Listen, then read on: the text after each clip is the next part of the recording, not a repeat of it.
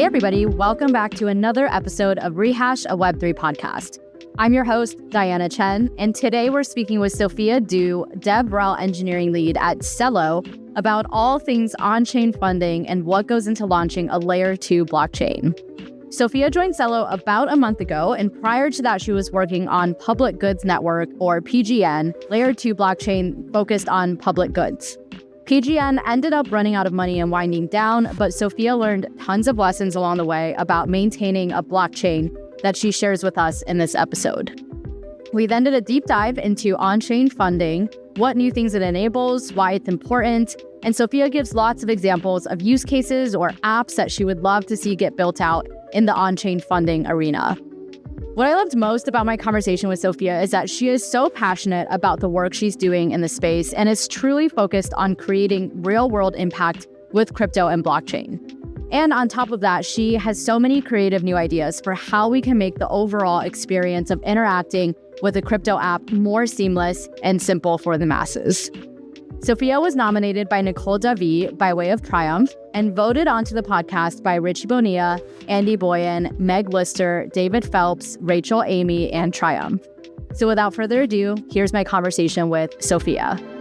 Sophia, thank you so much for joining us on Rehash. I'm so excited to have you on and so glad that Nicole connected us. I'm really excited. I've heard a little bit about PGN, Public Goods Network, the Public Goods L2 that you were working on from her, but she said you would be a lot better suited to kind of talk us through the whole journey. So I'm excited to hear about that from you. And then, of course, your work now at Celo, where you've been for the last few months. I want to hear about that as well, and just on-chain public goods funding in general. I know you've thought a lot. That's kind of your wheelhouse. You've thought a lot about that. And I think that it's just a very uplifting thing to think about and talk about and build towards. And I just want to hear more from you, what all of that entails and kind of your thoughts around that. So really excited to have you here today. Yay. Likewise. I'm so excited to be here and so excited that Nicole was able to connect us. I think there's lots of good stuff to talk about when it comes to PGN, on-chain funding, and all that good stuff. And super excited to share. Lots and lots of good stuff. Also, for people just joining the chat, feel free to throw any questions for Sophia in the chat box anytime, and I'll be sure to throw those over to her and get your questions answered live. So before we dive into the stuff that you've been doing at Celo, I actually want to go back and talk about PGN, Public Goods Network. This was an L2 focused on public goods funding that you were building alongside Nicole, who is a mutual friend of ours. It's not just me, because I've talked about this with the Rehash community, but a lot of people are interested in hearing about how an L2 is built from the ground up. So can you kind of just walk us through the journey from when this was an idea in the first place to have this public goods focused L2 until when PGN actually launched? Yeah, no, that's a great question. So funny enough, it's so much easier to launch an L2 than to maintain and grow an L2. So it became trendy. I think PGN launched back in a year ago, so last July. And at the time, we were one of the very first L2s to launch as part of the super chain. And at that time, it was just the start of this new L2 boom. So L2s were still kind of small. The main ones, people were still building apps just straight on Ethereum. I think there was a few, but it was just kind of a clunky app ecosystem. And just launching an L2 just became more popularized or more normal and I think this is where a little bit of the tea goes in, without everyone really sitting down and wondering what happens when you launch an L2 and what is the responsibility that you're really taking on. So from a high level idea, I think the premise behind PGN, I still love, I think was an amazing idea behind it. There's all these public goods funding apps, on-chain apps that exist, but it is really hard to maintain them, really hard to scale them. And not all of these apps are venture viable businesses. Not all of them will have tons of paying users. The market in crypto is still really small. So we're building for this tiny, tiny niche. And that's just not something right now, especially back when we thought we were, or in the bear, I don't know how you define it as. It just seemed like, wait, we need to figure out an actual self-sustaining form of revenue besides just getting donations and then allocating out those donations. So the idea and premise behind PGN was, hey, blockchains themselves give you net new sources of funding and net new ideas for revenue and revenue generation that aren't possible with traditional rails. So the idea that you can have sequencer fees that generate from every single transaction, that's a net new source of funding that wouldn't happen if you just ran a Kickstarter campaign that wasn't connected to blockchain or something like that.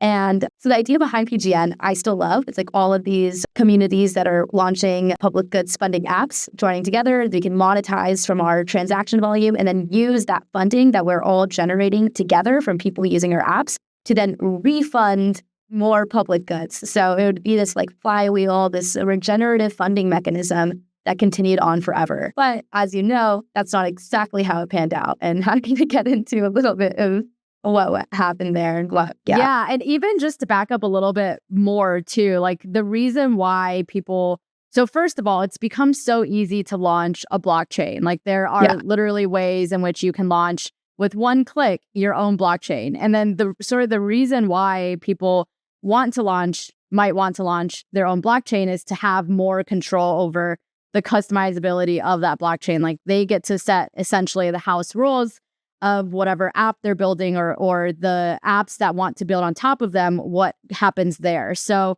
I assume that was kind of like the initial intent behind, your team wanting to start PGN was so that you could have this like more dedicated space. What comes after that in terms of maintaining it? What do you actually need to maintain a blockchain?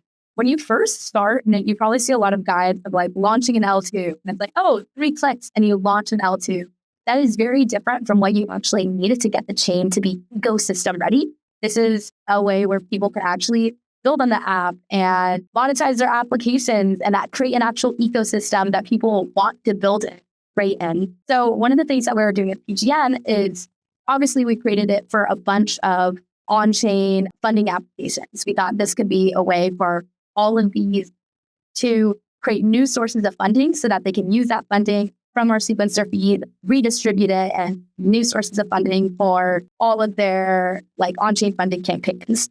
But the truth is they aren't able to actually build and deploy their app onto PGN because there was a lot of technical things that PGN needed in order to actually be able to launch. And some of those things were just super out of our financial budget for what we can afford. For anything like indexers, Oracle, dev tooling, dev kit, all of the stuff that you need to actually have it just goes on forever. So that became the next challenge. Just to give us kind of a ballpark idea, how much money or how much funding would you say someone needs if they want to launch a blockchain successfully and like maintain it for a while? So from us asking other RaaS providers, pretty much the minimum was around $8 million. Wow. That people would see. And so that was for sure not at our scope. Yeah. Did PGN seek venture funding or how was PGN funded initially? No. So PGN was fully funded just from Gitcoin and Gitcoin Foundation. So all the funding for PGN, that's why Nicole and I were the only 2 people officially hired on PGN. So yeah, so it was just like launched through Gitcoin, only using Gitcoin Foundation funds and no venture funds.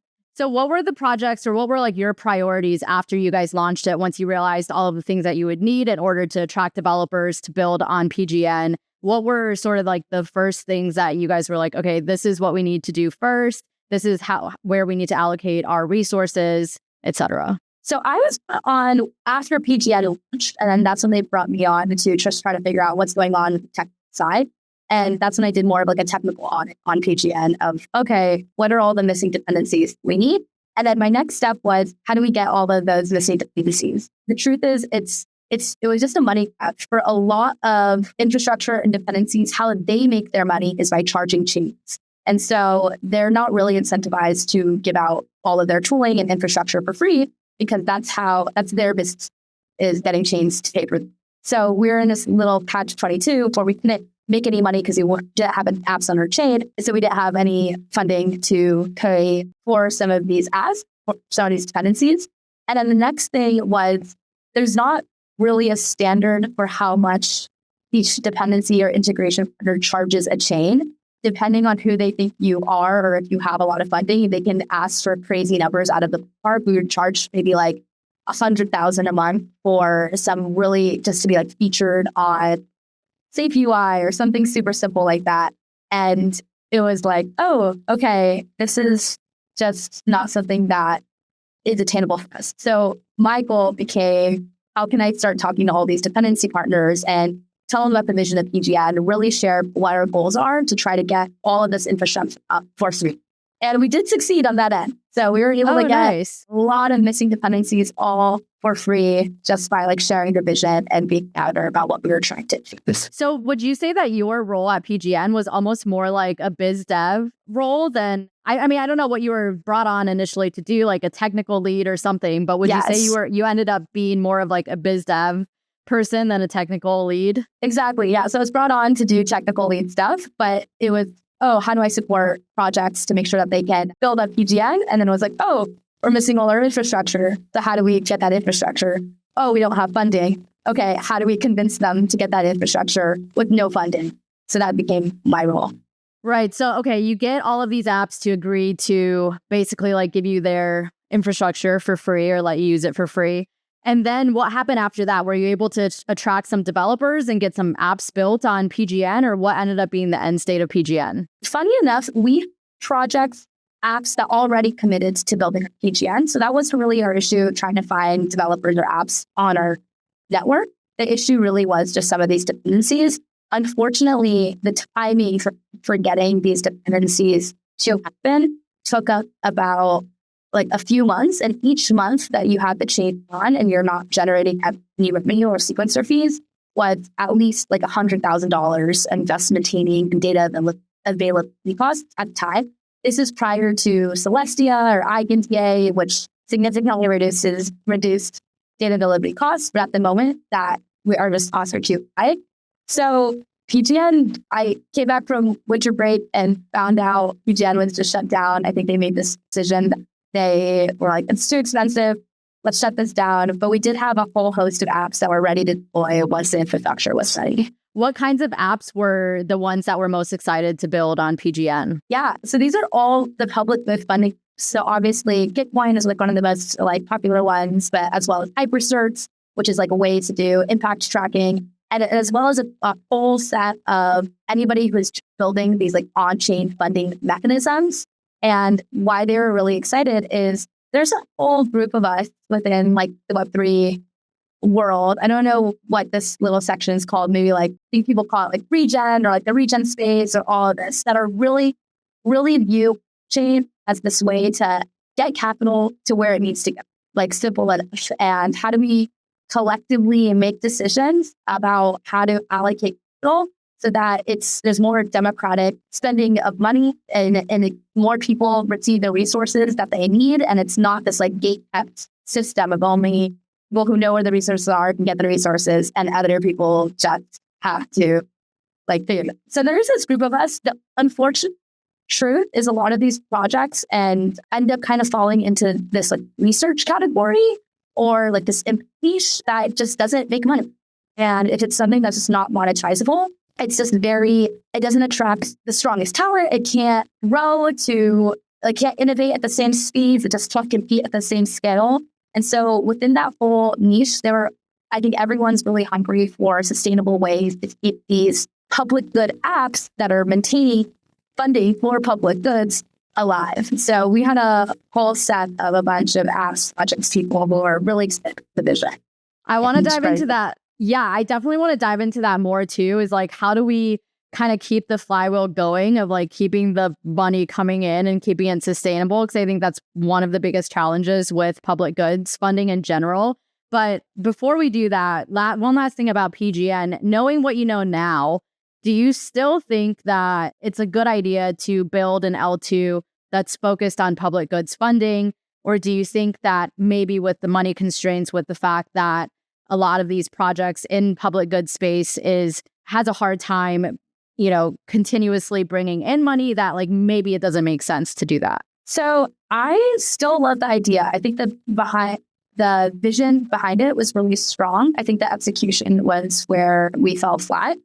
Looking back, launching an L2 is not, oh, let me just like launch a product and then try to gain customers. You're essentially, I think I would compare it more closer to like launching a nation, launching a country.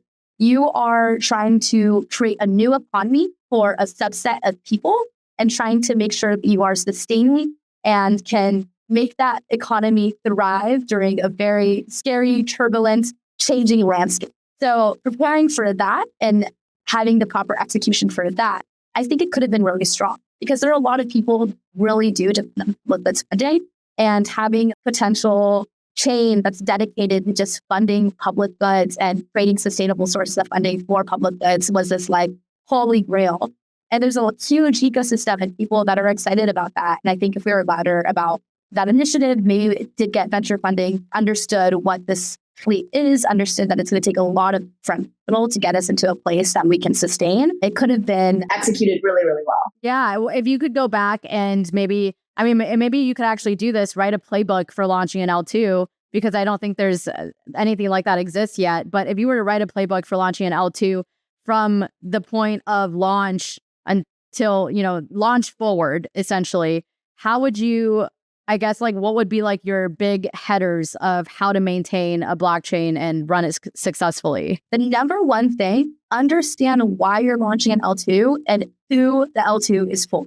Because again, I think there's a lot of L2s that try to be this general purpose chain and just trying to get for everything in the market. And they're trying to go for every single person and be like, no, use my L2, use my L2.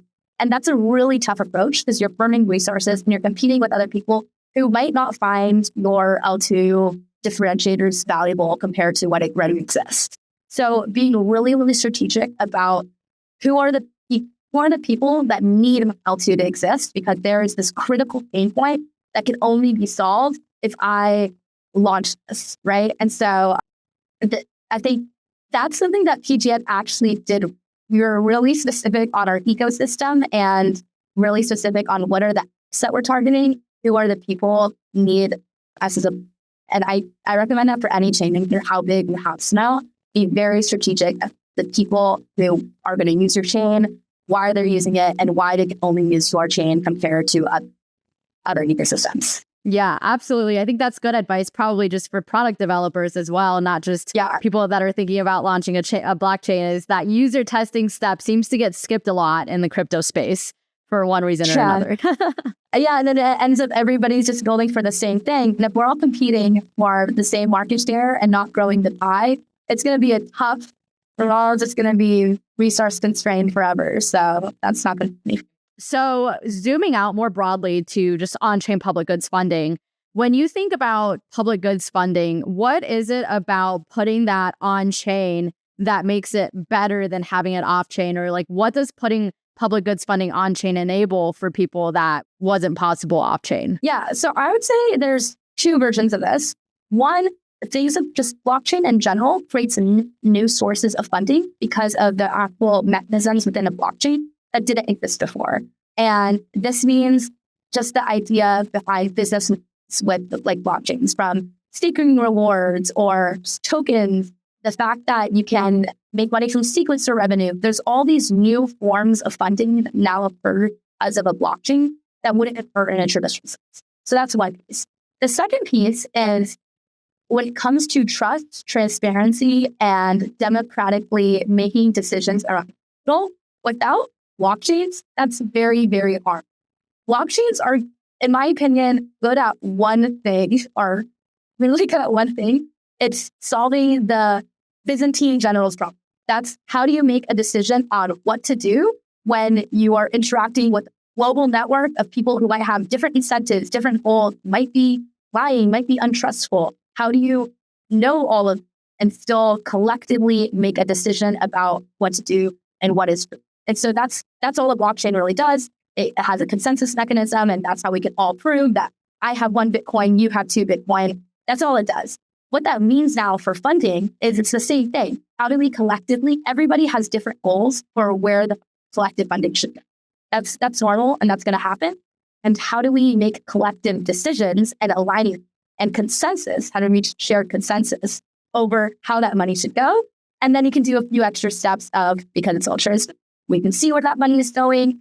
You also program that money so that they can only do X, Y, and Z with that money, other fun primitives that happen from So there's a lot of cool, like exciting new things from what this means. And it interacts with the global network. But really, it's just about getting capital to more people in a more democratic manner. Yeah, absolutely. I even think about like I've been involved in some grants programs, both from the receiving end as well as from the judging end, I guess, or however you want to say that. But I just think like even from my experience with that, all of it's kind of happened in spreadsheets. Like the spreadsheet gets circulated with all of these projects and the links to their applications, and then you sort of score it on the spreadsheet, and then somebody tallies the scores, and the top people are awarded grant funds or something like that. If somebody were to turn this process into an app on chain, what would that look like? Yeah. So I actually have a whole guide for this as well of how I think about it. I like to think about it in a frame. So one is scope. What are you deciding to fund? The next is scope, score. How do we evaluate how much funding that should get? And then settle. How do we actually distribute them? Right now, I would say a lot of Web3 grants programs, even though we have this amazing technology, still runs funding like you would in a normal Web2 or lands where there's like a few people who are like grants council, and they have a lot of power and control over everybody who gets funded. That's just repeating the same issues that we have outside of Web3. And so what's really fun about Web3 is you can design any mechanisms for scope, score, and settlement. And you can design novel. So maybe for scope, you have like everybody upvote the thing that they want to do. And then maybe for scoring, you do like automatic every time you have a smart contract, and every time there's a transaction on a smart contract, that's automatically listed. And then settlement, maybe you have an existing contract, like you use like the drips protocol where it drips things based off of different weights for these different users. You can like kind of combine them and put them together in different ways and like slowly continue introducing new on-chain mechanisms through each part of those frameworks. But it is funny. I think we're right now repeating existing systems / making it a little bit harder on ourselves by just putting random stuff on chain that doesn't necessarily need to be on chain. Yeah. Well, and I think the other problem is that an app like that doesn't really exist, or does it? I could just be missing it. Does an app like that exist yet? So it definitely depends what for. In terms of how you're scoping, scoring, and settling is really case dependent, right? For every ecosystem. For blockchains, retroactive funding tends to be something that is really useful. How did projects, what impact did they make? And then let's reward them back. And there are apps like that. There's this app called the Easy Retro PGF where any ecosystem can upload all their projects. And then there's still kind of a grant council scores themselves and then settles the funding. But you can make that scoring process more community owned and more distributed depending on like how they're going to do it. There's quadratic funding. And this is a great way if you, instead of having like an expert council to decide where the funding goes, you have communities who decide that is a great way for them to decide how funding goes. That's a good one as well. And then if you think about it, airdrops and airdrop campaigns in a way are also kind of these public goods funding mechanisms. Staking rewards are also public mechanisms. It's this way to create incentive mechanisms for incentivized behaviors that typically didn't have a business model before. So when you talk to developers or builders in general who are interested in building an on-chain public goods funding app, do you have like a good framework, or how would you advise builders to design this app? Like say they have this idea for this app. Would you advise them, for example, to focus on one of those three scopes, score or settlement, and just like focus on one of those things and do it really well? Or are you more excited about an app that can do all three things, like have people vote for the scope on this app, and then on the same app, then we're scoring all of these different projects that apply and then also distributing the funds at the same time? Yeah, no, that's a great question. I think makes Web3 development super different from Web2 development is every single protocol is open source. So you can actually build upon of existing stuff like Lego blocks rather than having to create everything from scratch. The thing that would be, I guess, centralized or where we think about like, oh, what's the app is the UI, like the user interaction, how you actually how you actually, because you could have the settlement contract and like use that. And then you have like an evaluator contract from Ethereum active stations, right? And then you have scoping from using hypersearch, which tokenize impact assets. Those are all existing protocols that already work. It's the UI, the front end. How do we get them all together and put them all together? And that is fully just a design change. So if you're building an on-chain funding and you need to design, the reason I'm hesitant to have it everything is because the user who needs these on-chain funding things will be super, super different depending on who you're building for. Doing public goods funding for, say, optimism, public goods, open source developers, an app for that is going to be super different from doing public goods funding for like independent journalism, something like that. So I would start by being really specific of saying, I'm going to build an app for independent journalists who write on Farcast, like tweet about or like post things on Farcaster about their journals. That's my specific. And then there, I'd say, scope will have a channel and for everyone who like tags it, and then anyone who's over 10,000 followers gets to be part of the scope. It's evaluated by every post. The more likes, the more like engagement you have, that's how much funding and streaming you get. And then there's a contract that's written. So to exactly allocate to those 10 people. And then from there, that's how you can begin. But having one everything app is hard because it's really going to be super case to how you create skill, you settle for different stakeholders. Yeah, absolutely. I've mostly just been exposed to sort of like a very specific niche of like blockchains that are giving out grants to mostly newer projects that are building in the space. Like they want to encourage new people to build in their ecosystem. And so that's mainly the niche that I'm thinking of when I think of this. Can you give examples of other use cases or other types of apps or, reasons why people might need to have funding, maybe even outside of the crypto space? Like, I'd love to hear examples from like the traditional space where it would be really beneficial to put it on chain. 100%. This is a little plug, but this is why I joined Celo. I think a lot of the apps that are being built are interacting with everyday users, non-crypto native users, and seeing them leverage a lot of these apps and tools and seeing it improve their lives. And they have no idea they're even using a blockchain. I'm like, oh my God, this is what it's for. Like, this is what I'm so excited about. So one example is anything that's data collection. Data can be valuable to think of anyone who would need data for maybe like a model. People who can collect that data and give out that data, that's not that valuable. They're happy to give that out or whatever. So we're seeing this happen right now for conserving rainforests. What's really tricky is how do you actually get better data about the existing trees that exist? How do you find out like what's already there? And so one of the ideas is streaming funding to local indigenous populations who can take pictures of the trees that are there. And as they take pictures, they can create this is called game forest, if you want to look into it, creates maps of all those different, like of the rainforest. And then conservation efforts will pay for conserving the rain. So if those do not get cut down, you get streamed funding, essentially. And so then there's incentives to no longer cut down the rainforest, but you can now know that instead of chopping down a tree, I actually make more money from taking a picture of it.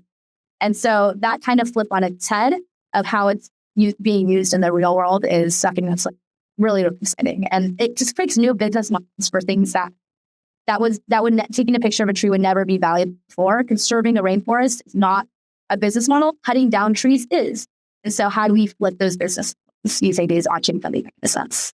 That is super cool. And then how have the app developers or designers been able to abstract away the blockchain part of it and make it easily usable for, people who have no idea about blockchain? Yeah, in all transparency, that is really hard right now. And we're still in an iteration where we're figuring that out. I will say for Celo specifically, we have a lot of ways that we designed Celo and our blockchain to make it as simple as possible, whether that's fee abstraction, whether that's sending transactions via phone numbers instead of wallet addresses. So just little like UI, UX tweaks that make our blockchain easy to interact if you're not crypto native. But one of the things that I would recommend more from just like a product perspective is figuring out when to introduce pieces on the blockchain. So for example, maybe the initial pictures of the trees aren't necessarily uploaded to a blockchain. Maybe it's just all that's uploaded is like the wallet address of the person who took the tree. And then the only thing that's on chain is the funding pool of like, okay, I'm a conservation effort. I'm going to donate my money to this funding pool. And I can track that money is going to all of these addresses based off of the picture they took. And then you can slowly add in new pieces. And maybe the person who's giving the funding, right? They care a lot about. They want to make sure that their funding is on chain. They want to make sure that all the data is on chain. They want to have all of this knowledge in their native. But the users, the one who are collecting the data and uploading them, they might not have to know anything's on chain. Maybe all they do is take a picture and then text it to the server. That's the way that it's fully abstracted, and that's figuring out when to introduce blockchain and for what. So it really does come down to just picking a ton for who you're building for and figuring out what pieces need to be on chain and what doesn't. Yeah, I hadn't even thought about that option of just texting a photo to something and having that be, all that the end user has to do. But that's a really good idea. I think we need to think of like a lot more creative ideas like that. And that's probably why you're the DevRel lead at Celo, is because you are good at thinking about these ideas.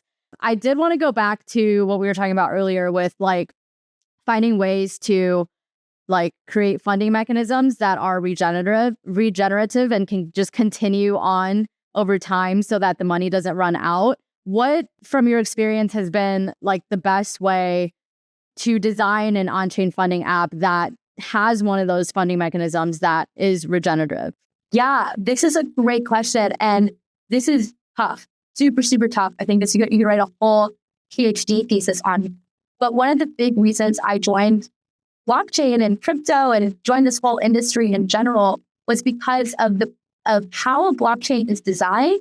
Is it new business models that can create regenerative businesses, which in my opinion just hasn't really been a thing before. But we're seeing some real life examples of how this is occurring. I'm going to use degen token as an example. So this is a token that is really popularized on Forecaster, and you can tip people degen, and you can send it to them. And what this does is almost like as you're spending degen, like as you're tipping and giving it out, more people have visibility and awareness about it, which increases the token price. And now you have, in a way, new money to give. So that's in like a small vacuum, like in theory, a regenerative funding. Same for Optimism Retro PGF or retro funding. Is you're allocating funding. They have OP, which is their token. They allocate that to retroactively to builders who are making the most impact. Other people hear about that. Other people hear the noise. The chain gets better. It's attracting the top developers. It's attracting the talent. People want to build on Optimism because that's the way that they can continue to get more funding. And then the value is theory, the price of OP goes up, and now they have, or not the price, but even they have more transactions that increases maybe more liquidity, maybe more price, whatever it is, that makes them able to continue and sustain and run more future retroactive rewards without just having to go out externally and ask people for money and then give. So that's another example. But it's all like, how can you leverage these Web3 new business models to create self-sustaining systems that don't have to rely on just like giving out funding and then being.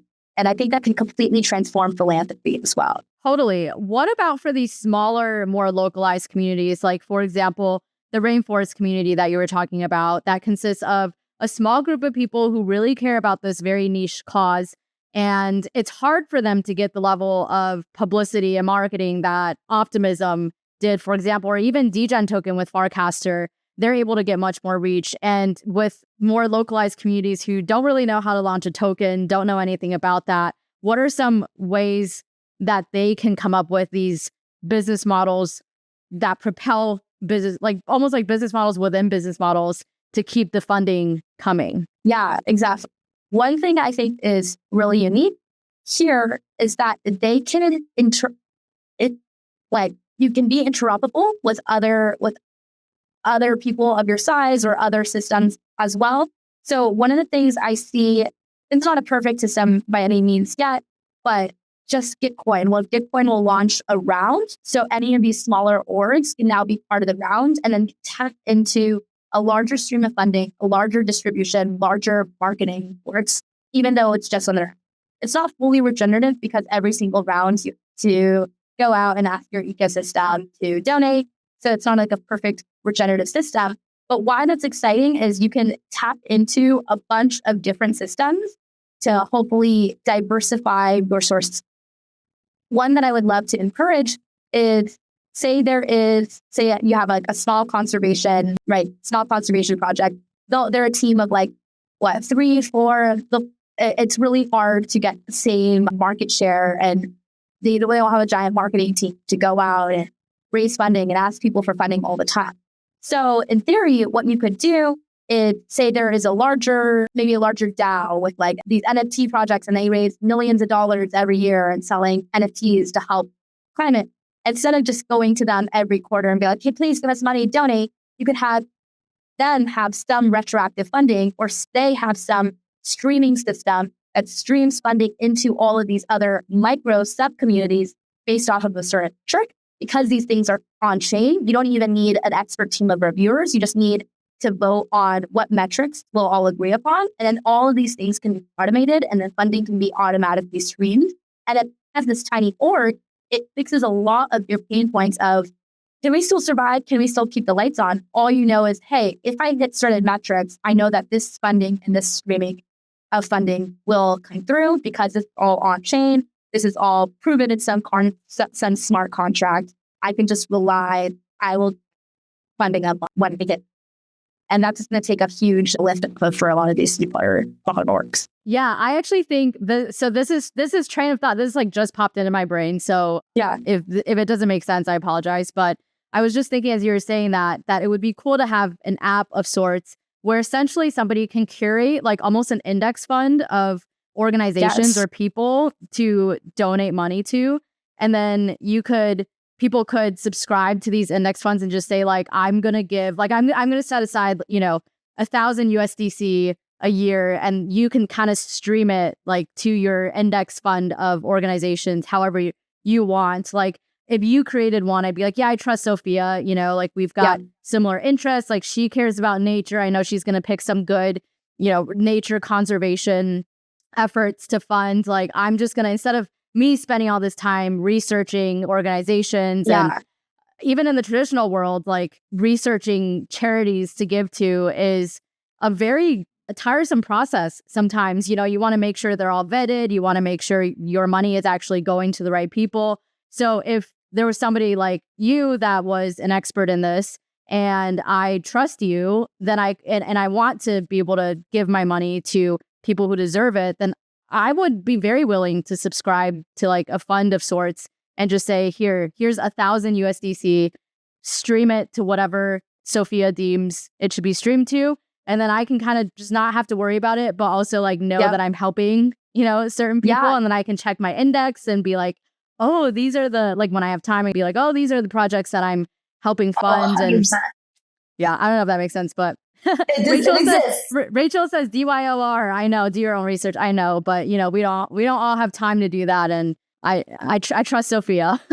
Exactly. No, I know. I totally agree. And I think this is another thing I'm really excited about. I think a lot of people are totally would be down to donate or even be more philanthropic.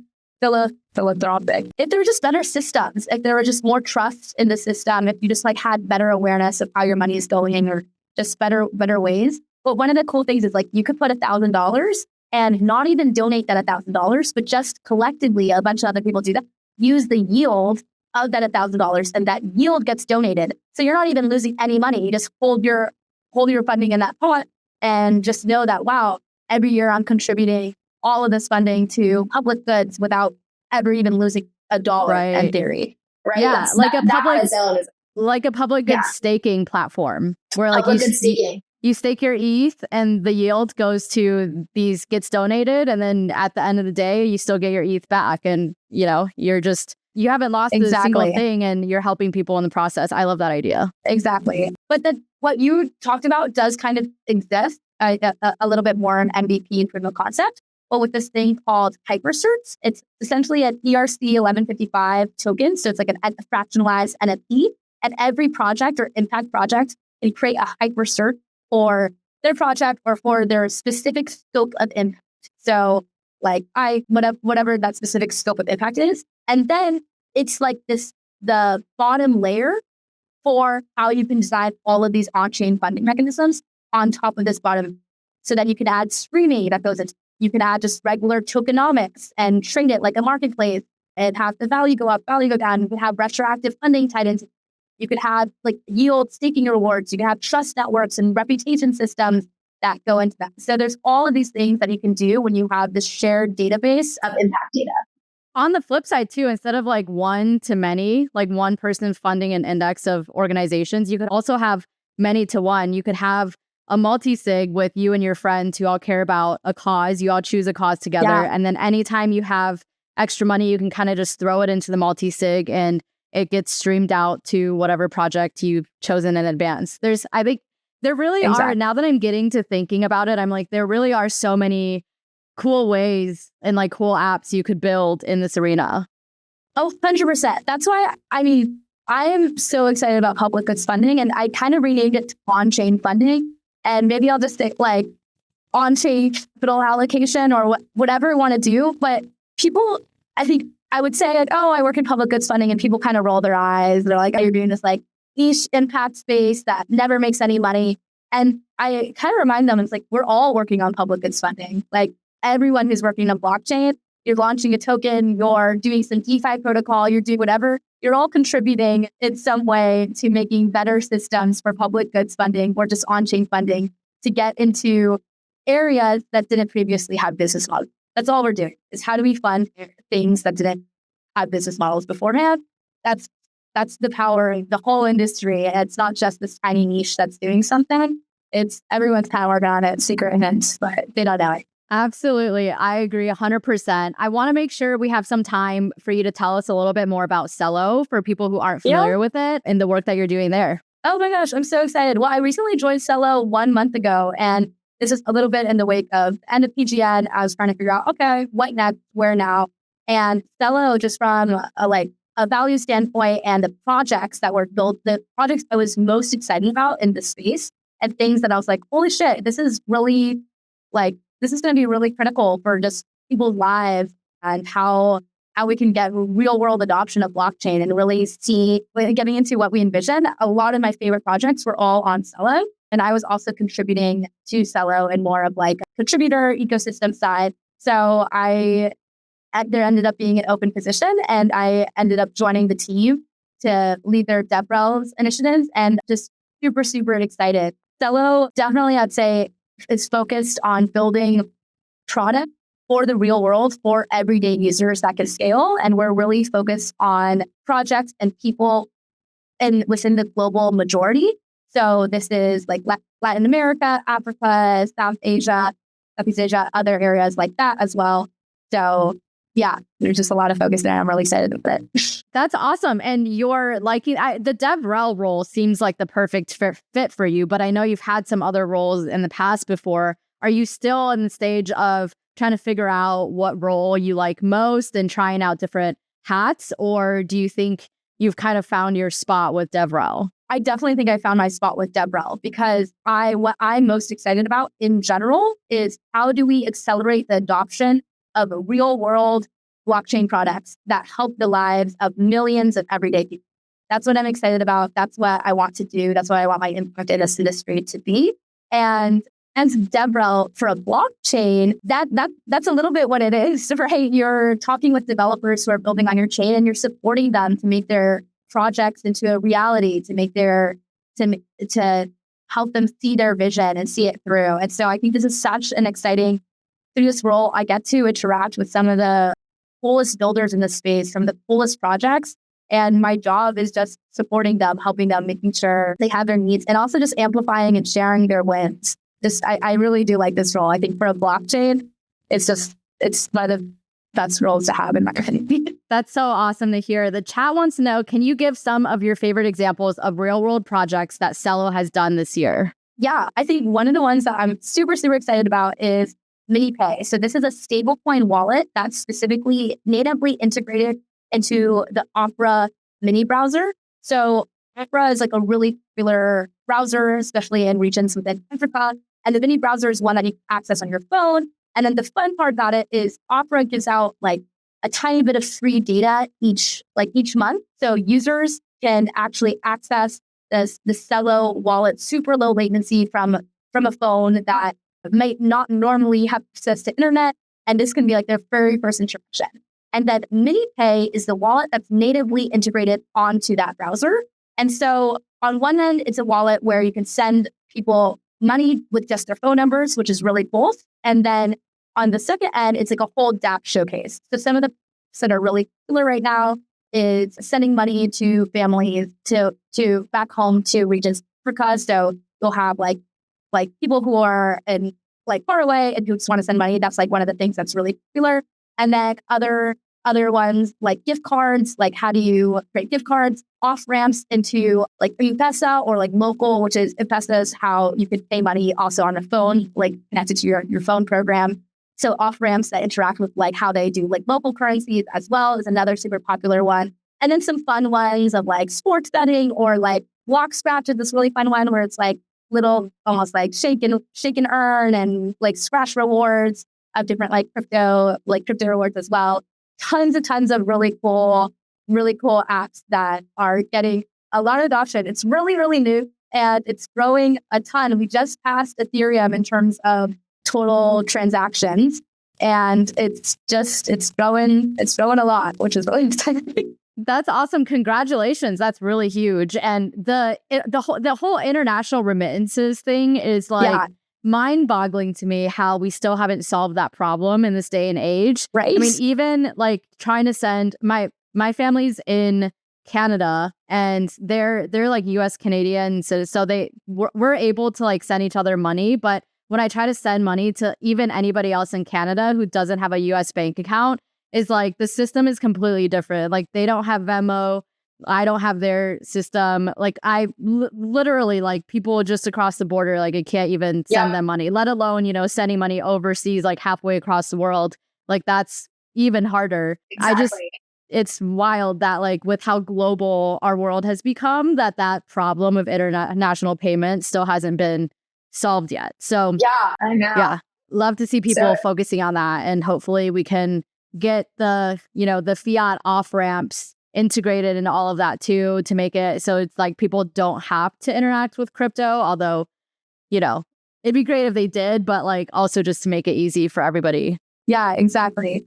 Fiat off ramps, paying bills is another popular thing. UBI, like good dollar, just like a way that you can get, like basic income. All of these like little apps are all super exciting and truly add a lot of value to a lot of everyday people, which is like 100%. Well, last thing, we end every episode with "Can you not?" from our guest, and so I don't know if have you come prepared today with a "Can you not?" for us? No. Oh my gosh, I'm so scared. What's an example of what? So it's just something that, it's like a pet peeve of yours in the space, or just like something that people do all the time that you're just sick of, and you want to be like, can you not do this? And it can be related to public goods funding, or it can be related to anything crypto related, or honestly, like even outside of that as well. So an example would be like, can you not keep building for the same 5 users over and over again? You used mine. I'm just kidding. I got you. Can you not launch a product without knowing who you're building for and without talking to users, talk to the people that you want to build for? Yeah, no, that's a great one. And it sounds so basic, but we need to hear more of it in this space because truthfully, we do keep building for the same 15 people in the space over and over again. And there's so many people that we could build for that would value this a ton. And so I'm so excited to just talk to them and build for them too. Well, I think you're doing great work, specifically to your role and then also broadly in the space. I forgot to read off this comment earlier, but Rachael was saying how with the work that you're doing with on-chain public goods funding, it's also helping the broader population see crypto as a less bad and scary thing and as a better thing. Like we're actually helping, we're helping the rainforest and we're helping like real people do normal things. And it's not all just a scam and it's not all just playing with money and trying to get rich and whatever. So it's a two-sided thing. The more we can do this, the more we can focus on building on-chain funding apps, the more we can help the entire world. And at the same time, help our specific ecosystem as well get a better image and become more friendly to outsiders. 100%. It's a win-win and it's a competitive advantage. These are things that if we want the legal framework, the outside speculation, just the general sentiment around crypto to be positive, we do need to be focusing in on these areas and showing how we add a ton of value to everyday people. Exactly. Tell people, Sophia, where they can find you if they want to follow you and keep up with you. Yeah, you can find me on Farcaster at Sophia, or you can follow me on Twitter at Sodofi_, SODOFI_. Amazing. We'll link it in the show notes too to make it easy for people to click through. Thank you so much for taking the time to join us today. And thank you, everybody, for tuning in. Thank you, chat, too. Everybody loved your episode. Everyone says, thank you, Sophia. Great episode. I'm so excited. Thank you so much. Thanks for having me. Amazing. Thank you. Thank you for tuning in to this episode of Rehash. Rehash is hosted and produced by me, Diana Chen. Rehash is also supported by our community of NFT holders who curate our guest lineup each season. To get involved, head over to our website at rehashweb3.xyz and collect this episode as an NFT. Anyone who collects an episode becomes part of the Rehash community and will be able to nominate guests for future seasons. To learn more about how to become a guest on the podcast, go to rehashweb3.xyz/podcast. And to learn more about sponsoring the podcast, go to rehashweb3.xyz/sponsor. Finally, be sure to follow us on Twitter, Instagram, and TikTok at rehashweb3 or on Warpcast and Lens at Rehash. And join our community on Telegram at t.me/rehashweb3. If you enjoyed this episode, please rate, review, and subscribe on Apple Podcasts, Spotify, or wherever you get your podcasts. See you next week.